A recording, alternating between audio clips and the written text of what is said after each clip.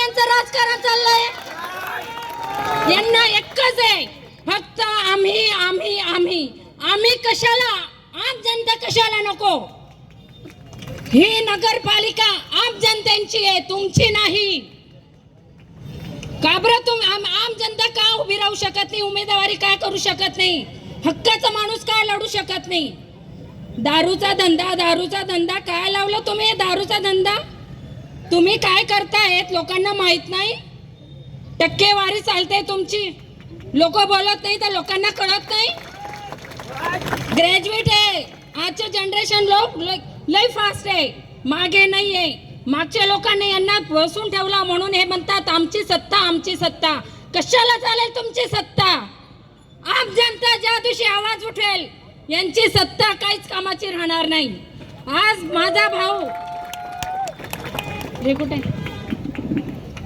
ते आपलं छापलेलं stamp paper मी बोलणार नाही. आमचं घर राजकारण नाही, राजकारण करता येत नाही, राजकारण बोलता येत नाही. जे बोलेल मनापासून बोलेल, माझ्या लोकांसाठी माझ्या माता भगिनींसाठी बोलेल. हे स्टॅम्प पेपर का छापलाय? छापलाय कागद नाहीये, माझा भावाचा विश्वास आहे जनतेसाठी, लिहून दिलं आहे. हे सगळ्या सुविधा आहे, ह्या सगळ्या सुविधा ज्यांनी करायला पाहिजे होत्या. माझा दादा स्टॅम्प पेपरवर स्वतःचा विश्वास लिहून देतोय. म्हणून मला जनतेला एवढंच सांगायचंय, विश्वास ठेवा व माझ्या दादाच्या पुढे पॅनलला विजयी करा. आणि परत एकदा तुम्ही पूर्ण 5 वर्षानंतर म्हणशाल भाऊ तुम आगे बढ़ो, हम तुम्हारे साथ है. आम्हाला कधी घराच्या बाहेर निघालो नाही, राजकारण माहित नाही, माझ्या भावांना नाही. आम्ही किती स्ट्रगल केलंय. माझे वडील, आम्ही अंगाच्या कपड्यांवर आलोय तर ताई बस स्टँडवर माझे वडील झोपले आहेत. आम्हाला कळकळ आहे म्हणून माझा भाऊ दारूचा धंदा केला असेल, घरून पैसे टाकून आम्ही जिथं तिथं उभे राहतो.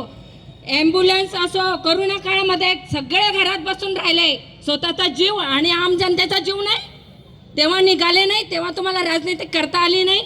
स्वतःचा 5 रुपये बाहेर काढत नाही. अरे जनतेचा पैसा खायला चुकत नाही, तुम्ही काय घराच्या बाहेर 5 रुपये खर्च करशाल?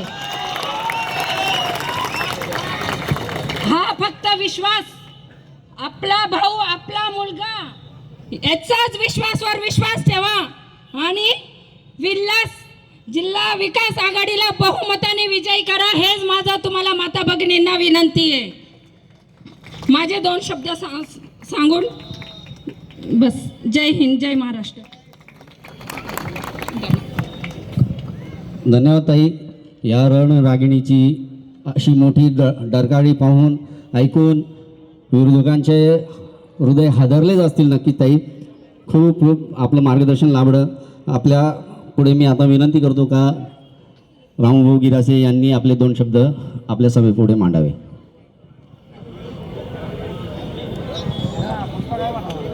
हॅलो. आदरणीय